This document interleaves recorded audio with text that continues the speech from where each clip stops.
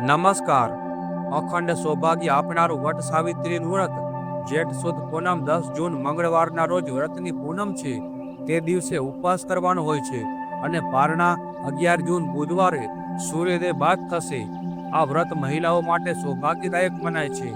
સાવિત્રી પોતાના પતિ સત્યવાનને યમરાજ પાસેથી પાછા લાવે છે. આ કથા વ્રત સાથે જોડાયેલ છે. એમની યાદમાં આ વ્રત રાખવામાં આવે છે. આ દિવસે વડના વૃક્ષનું પૂજન કરવામાં આવે છે. વટ વૃક્ષને દીર્ઘાયુષ્યનું પ્રતીક મનાય છે. પ્રયાગરાજ તીર્થમાં જે અક્ષય વટ છે તેમની નીચે ત્યાં સાવિત્રીએ એમના પતિને નવજીવન અપાવ્યું હતું. આ દિવસે સૌભાગ્યવતી સ્ત્રીએ આ વૃક્ષની પૂજા અવશ્ય કરવી જોઈએ. 108 સૂતરના તાતણ વડે આ પૂજા કરવાની હોય છે. પૂજા કરતી વખતે અખંડ સૌભાગ્યની કામના સાથે વ્રત કરવું જોઈએ.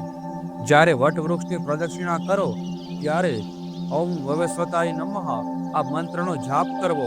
ત્યારબાદ વટવૃક્ષને પાણીથી સિંચતા હોય ત્યારે પોતાના પતિની લાંબા આયુષ્ય માટે અને પરિવારની સુખ શાંતિ અને સમૃદ્ધિ માટે પ્રાર્થના કરવી.